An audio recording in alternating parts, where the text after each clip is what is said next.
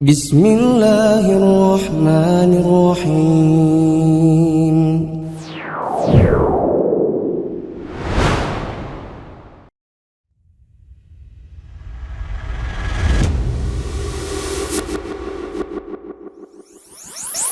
Bismillahirrahmanirrahim.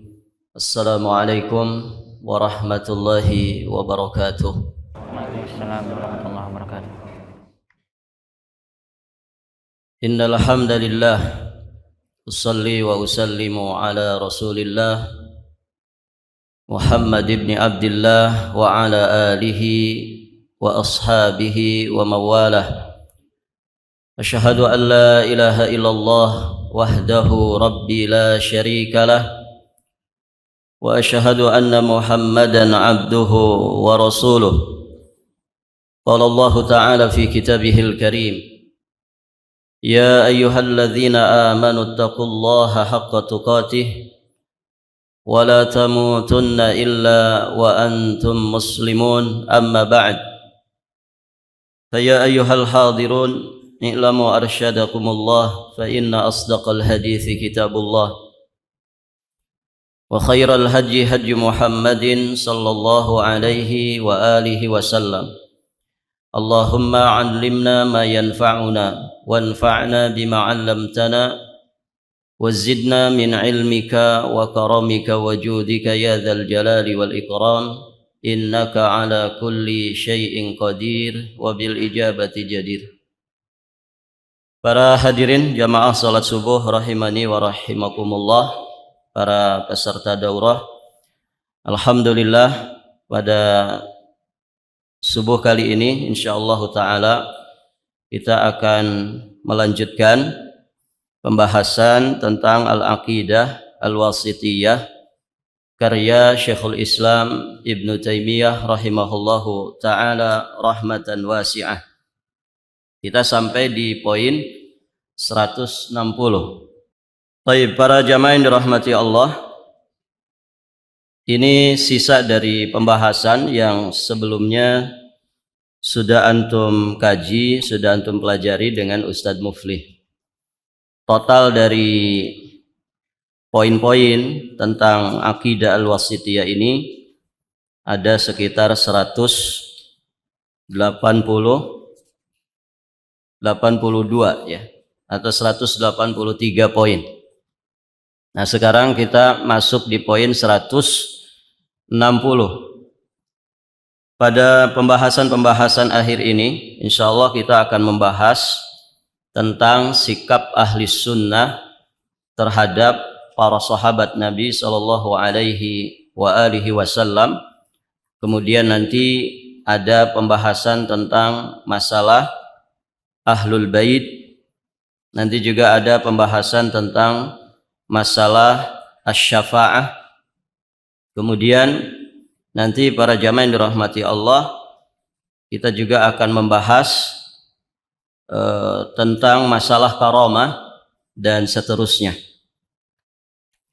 Kita akan mulai di poin 160. Antum perhatikan matannya.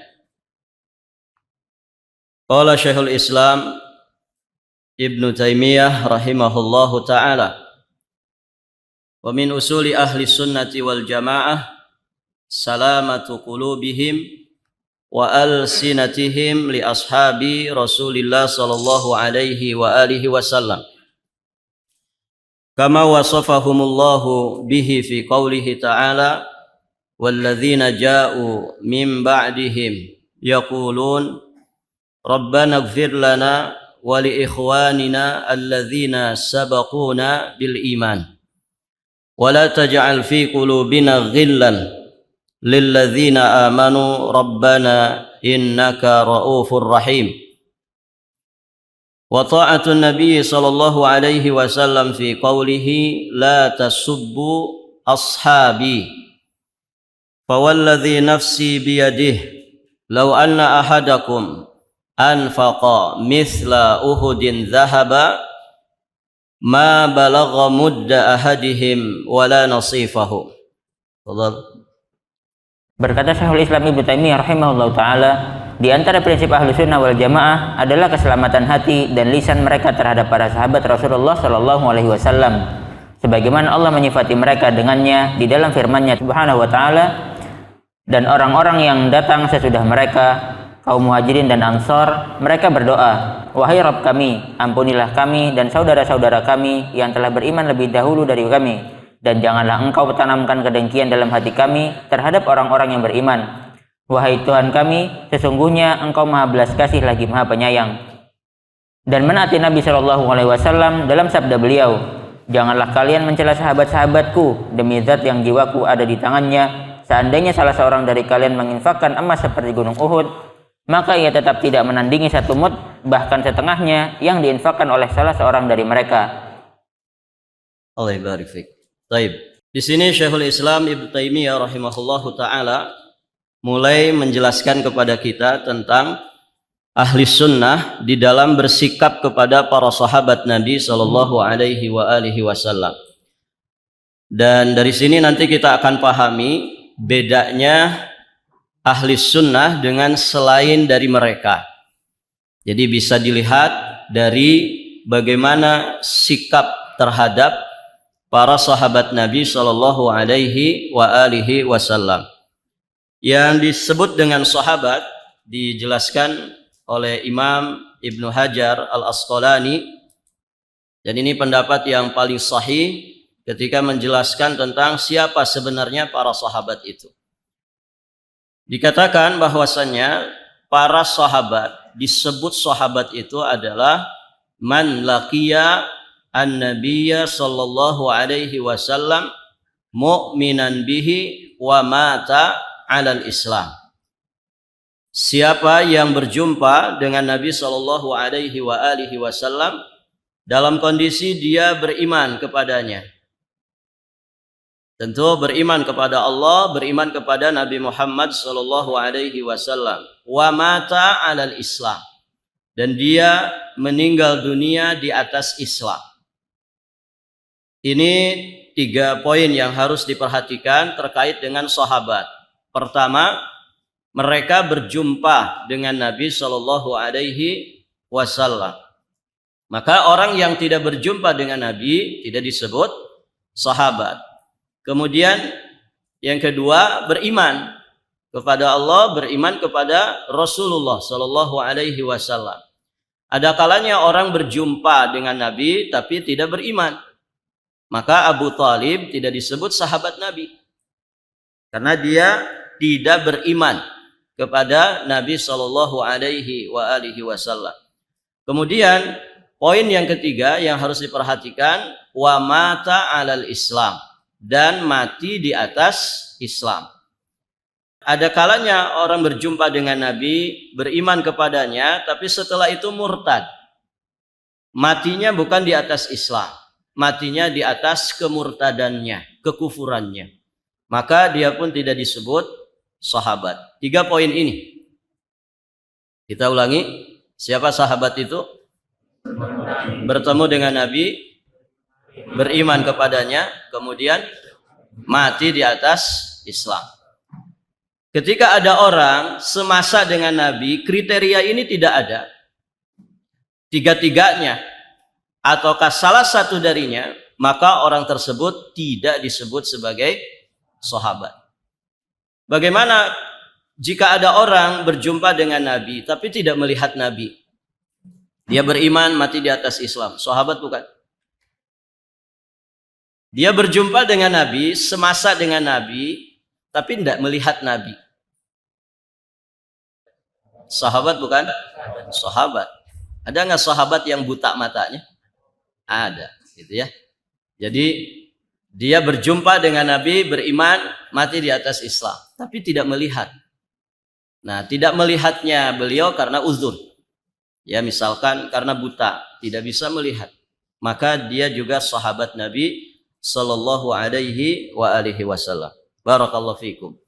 Nah, para jamaah yang dirahmati Allah, ciri ahli sunnah wal jamaah, mereka terbimbing ya sikapnya terhadap para sahabat Nabi sallallahu alaihi wasallam sesuai dengan petunjuk Allah Subhanahu wa taala dan juga Rasulnya.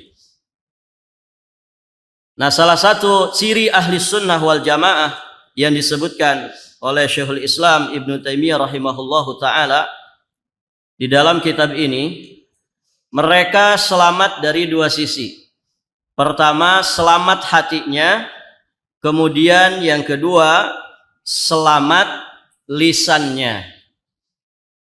Berarti ciri selain daripada mereka dari kalangan ahlul bidah, dari kalangan mulhidin, orang-orang yang menyimpang dari manhaj ahli sunnah wal jamaah, lisan mereka ini tidak selamat di dalam bersikap kepada Rasulullah Shallallahu Alaihi Wasallam. Hati mereka juga demikian, tidak selamat di dalam bersikap kepada para sahabat Nabi Shallallahu Alaihi Wasallam. Jadi ini inti dari sikap ahli sunnah terhadap para sahabat Nabi. Karena apa yang terjadi pada para sahabat Nabi ini sangat rawan orang itu kemudian untuk menyimpang di dalam menyikapinya. Nanti ada penjelasan tentang terjadinya perselisihan di kalangan para sahabat Nabi Shallallahu Alaihi Wasallam. Jika kita tidak mengerti petunjuk Rasulullah dalam masalah ini, maka biasanya orang menyimpang, sikapnya salah kepada sahabat Nabi Shallallahu Alaihi Wasallam. Jadi yang pertama, hati mereka selamat. Selamat dari apa? Dari benci, kebencian kepada para sahabat Nabi Shallallahu Alaihi Wasallam. Selamat dari hasad, selamat dari dendam, permusuhan, hasad, haqad, ya, kemudian ghil. Nah, mereka semua bersih hatinya dari itu. Kemudian lisannya juga bersih dari mentoan. Ya, mentoan itu mencela, mencaci maki, mengejek, menghinakan dengan lisan. Dan ini bisa tergambar pada firman Allah Subhanahu wa taala, "Walladzina ja'u mim ba'dihim." Adapun orang-orang yang datang setelah mereka, setelah generasi para sahabat, yakni setelah kaum muhajirin dan ansar.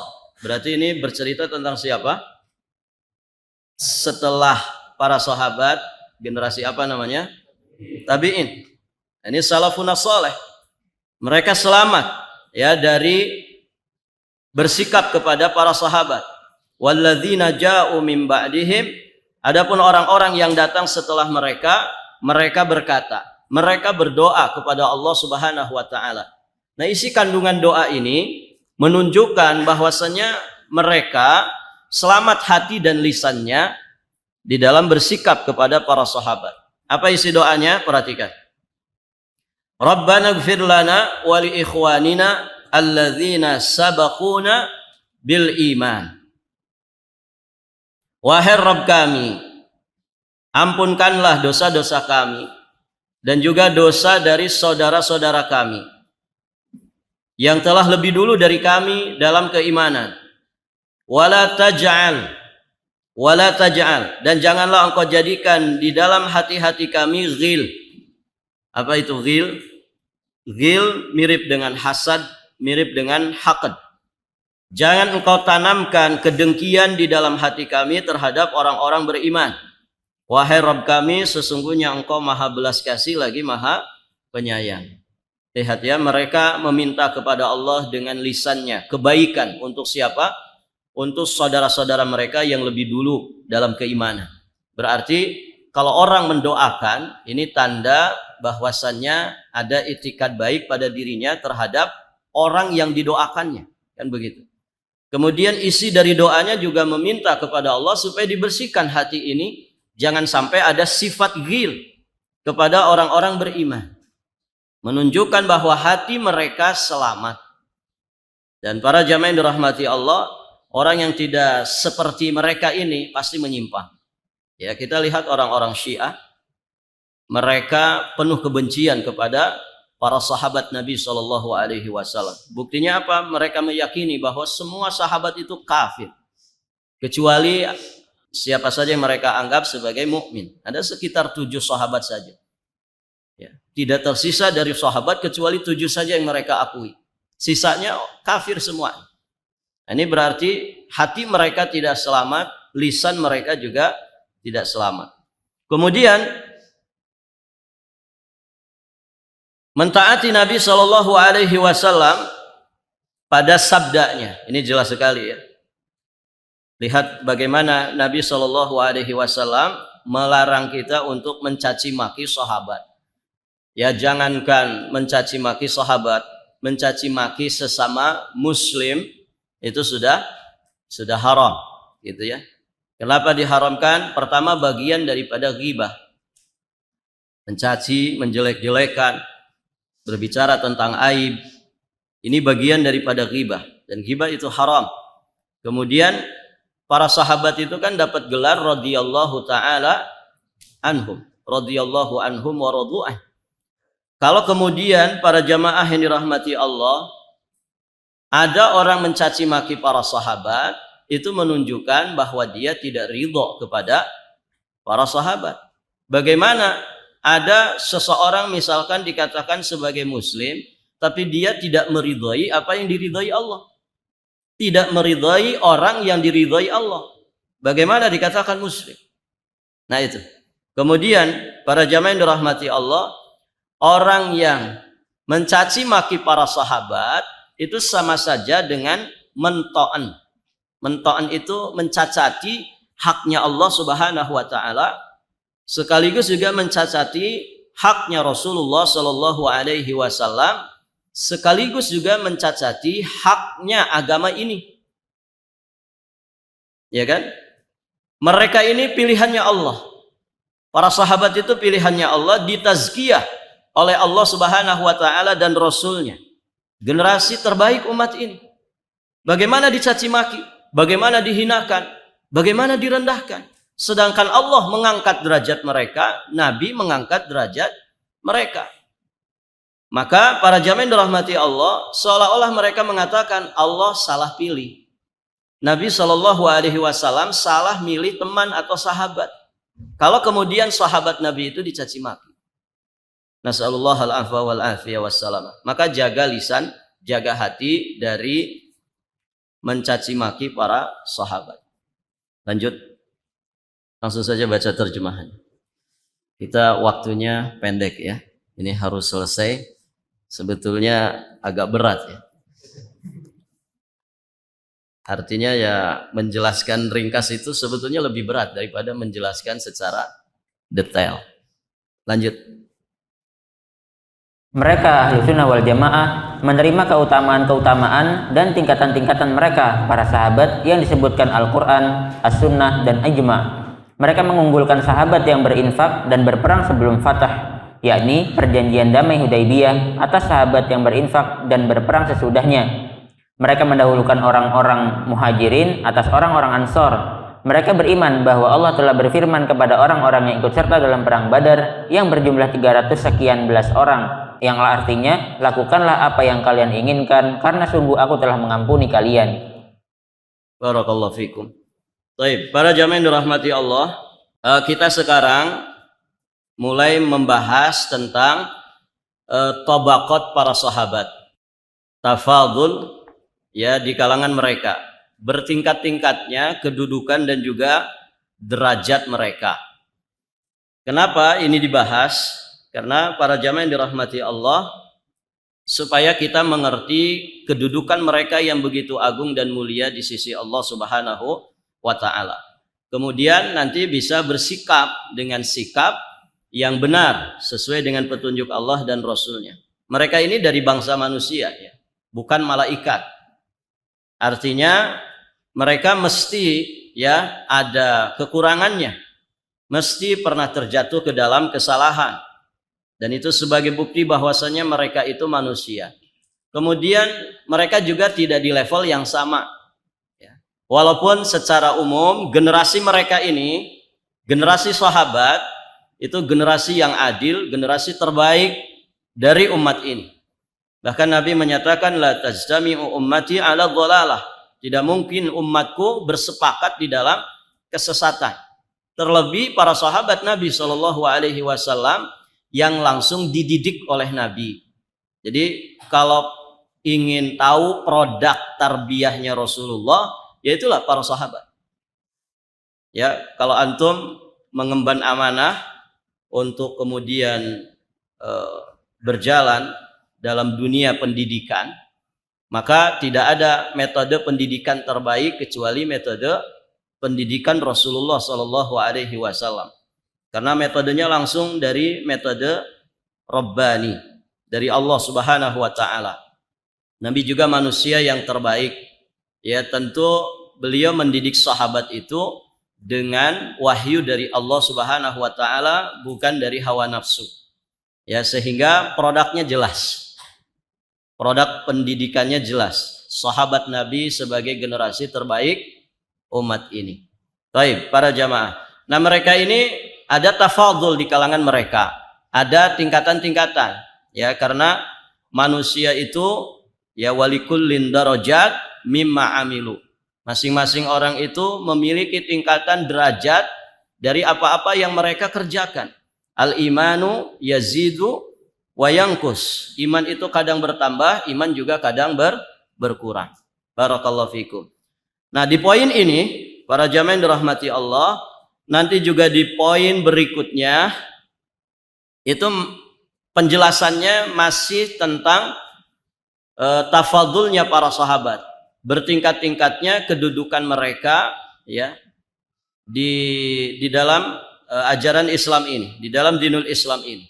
Kemudian nanti akan dijelaskan tentang keistimewaan-keistimewaan ya di antara sesama mereka satu dengan yang lainnya. Namun kerangka umumnya tetap kita pahami bahwa mereka ini adalah generasi terbaik umat ini. Tidak ada yang menandingi mereka, generasi manapun itu. Bahkan para ulama sepakat di antara sekian banyak para pengikut Nabi dan Rasul, para sahabat Nabi ini sebaik-baiknya pengikut para Nabi dan Rasul. Nah, ini satu keistimewaan bagi mereka. Taib. Para jamaah yang dirahmati Allah, berikutnya nanti di poin 162 itu dijelaskan tentang keutamaan mereka satu dengan yang lainnya. Karena mereka ini tobakot itu bertingkat-tingkat kedudukannya, ya tentu tingkatan yang di bawah berbeda dengan tingkatan yang di atas. Tapi semuanya mereka adalah generasi terbaik umat ini. Silakan baca berikutnya. Nanti di penghujung pembahasan di 164 kita akan simpulkan ya kedudukan-kedudukan mereka, tingkatan-tingkatan mereka. Fadhil. Bahwa tidak seorang pun yang masuk neraka dari orang-orang yang berbayat di bawah pohon, sebagaimana hal itu dikabarkan oleh Nabi Shallallahu Alaihi Wasallam. Bahkan sungguh Allah telah meridhai mereka dan mereka pun ridho kepadanya, dan jumlah mereka lebih dari 1.400 orang. Mereka juga bersaksi atau memastikan surga bagi siapa saja yang dijamin oleh Rasulullah Shallallahu Alaihi Wasallam, seperti 10 orang sahabat, yakni Abu Bakar, Umar, Utsman, Ali, Thalhah, Az-Zubair, Abdurrahman bin Auf, Sa'ad bin Abi Waqqas, Sa'id bin Zaid, dan Abu Ubadah bin Al-Jarrah radhiyallahu anhum, Thabit bin Qais bin Syammas, dan sahabat-sahabat lainnya radhiyallahu anhum. Di poin 162 ini beliau mulai menjelaskan bahwa ada keistimewaan-keistimewaan tertentu dari masing-masing tabaqat para sahabat Nabi Shallallahu Alaihi Wasallam. Di antaranya adalah orang-orang para sahabat Nabi yang berbaiat di bawah pohon. Baiat apa namanya? Baiatur Ridwan pada peristiwa Al-Hudaybiyah. Sampai di sana ada beberapa riwayat tentang masalah itu dan dinukilkan di sini di catatan kaki, la yadkhulun nar insyaallah min ashabi syajarah ahadun alladzina bay'u tahtaha. Tidak akan masuk neraka insyaallah seorang pun di antara ashabus syajarah, maksudnya yang berbaiat di bawah pohon, yakni para sahabat Nabi Shallallahu Alaihi Wasallam ya yang ikut ke Hudaybiyah. Baik, lanjut. Mereka mengakui riwayat yang mutawatir dari Amirul Mukminin Ali bin Abi Thalib radhiyallahu anhu dan yang lainnya bahwa orang terbaik pada umat ini setelah nabinya adalah Abu Bakar, kemudian Umar radhiyallahu anhuma. Mereka menomortigakan Utsman radhiyallahu anhu dan menomorempatkan Ali radhiyallahu anhu, sebagaimana hal itu ditunjukkan oleh asar-asar. Dan sebagaimana para sahabat telah bersepakat mendahulukan Utsman dalam baiat. Meskipun sebagian ahli sunnah telah berbeda pendapat tentang Utsman dan Ali radhiyallahu anhuma, siapa yang lebih utama, setelah mereka bersepakat mendahulukan Abu Bakar dan Umar radhiyallahu anhuma. Adapun yang mendahulukan Utsman dan diam atau menempatkan Ali di nomor 4. Ada yang mendahulukan Ali dan ada pula yang tidak berpendapat. Barakallahu fikum. Di sini beliau mulai menjelaskan tentang orang-orang istimewa dari Khulafaur Rasyidin. Ada berapa Khulafaur Rasyidin? Ada 4 ya. Abu Bakar, kemudian Umar ibn al-Khattab radhiyallahu taala anhu, kemudian sahabat Utsman bin Affan, kemudian sahabat Ali radhiyallahu taala anhum ajma'in. Nah, ini yang disepakati oleh para ulama kita. Jadi akhir dari pendapat ahli sunnah urutannya seperti itu dalam masalah kekhalifahan. Nanti di poin berikutnya dibahas. Dalam masalah kekhalifahan, ahli sunnah meyakini khalifah pertama itu Abu Bakar, kemudian Umar, kemudian Utsman, dan khalifah Ali radhiyallahu taala anhu. Nah, adapun dari sisi personnya, sosoknya, maka sepakat ya para ulama ahli sunnah, Abu Bakar orang pertama, Umar ibn al-Khattab orang kedua setelah Rasulullah Shallallahu Alaihi Wasallam. Bahkan Abu Bakar dan Umar ini menjadi orang yang terbaik dari sekian banyak para pengikut Nabi dan Rasul. Jadi beliau tidak hanya mengungguli para sahabat yang lain dari umat Rasulullah Shallallahu Alaihi Wasallam, bahkan beliau mengungguli para pengikut Nabi dan Rasul yang lainnya selain Nabi Shallallahu Alaihi Wasallam. Karena masing-masing Nabi dan Rasul memiliki hawariyun, ya, memiliki para pengikut. Nah, Abu Bakar itu orang terbaik. Kemudian Umar ibn al-Khattab. Nah, para ulama ahli sunnah ada sebagian yang kemudian berbeda pendapat dalam masalah sosok, ya, tentang Utsman dan Ali. Ini mana yang lebih utama antara sahabat Utsman dengan sahabat Ali radhiyallahu taala anhu. Sebagian mengatakan Ali lebih utama daripada Utsman. Sebagian mengatakan Utsman dalam masalah sosok kepribadiannya lebih utama daripada Ali radhiyallahu taala anhu. Taib. Dan beliau katakan nanti di poin 164, ini bukan perkara pokok, ya. Yang perkara pokok yang menjadi prinsip ahli sunnah adalah dalam masalah kekhalifahan. Karena nanti itu yang membedakan dengan orang-orang Syiah, ya, atau orang-orang yang para jamaah yang dirahmati Allah gulu kepada sahabat Ali radhiyallahu taala anhu, atau sebaliknya orang-orang yang justru mengkafirkan sahabat Ali radhiyallahu taala anhu. Ahli sunnah di tengah-tengah. Taib. Dibaca 164. Akan tetapi pendapat akhir ahlu sunnah menetapkan untuk mendahulukan Utsman kemudian Ali, meskipun masalah ini, masalah Utsman dan Ali, bukan termasuk perkara pokok di mana penyelisihannya dinyatakan sesat menurut jumhur ulama ahlu sunnah. Akan tetapi masalah yang padanya dinyatakan sesat adalah masalah khilafah. Hal ini karena ahlu sunnah mengimani bahwa khalifah setelah Rasulullah Shallallahu Alaihi Wasallam adalah Abu Bakar, kemudian Umar, kemudian Utsman, kemudian Ali radhiyallahu anhum. Barang siapa menggugat khilafah salah seorang dari mereka, maka dia lebih sesat daripada keledai keluarganya sendiri. Nasallallahu alaihi wasallam. Baik, para jamaah, semoga lahir batin kita diselamatkan oleh Allah Subhanahu wa taala di dalam bersikap kepada para sahabat Nabi sallallahu alaihi wasallam. Jika kita kokoh dalam sikap kita sesuai dengan petunjuk Allah, petunjuk Rasulnya, petunjuk dari para ulama ahli sunnah, insya Allah itu tanda kebaikan bagi kita. Jika tidak seperti itu, kita berarti orang yang menyimpang dari siratal mustaqim. Dan itu akan berdampak kepada nasib kita di akhirat.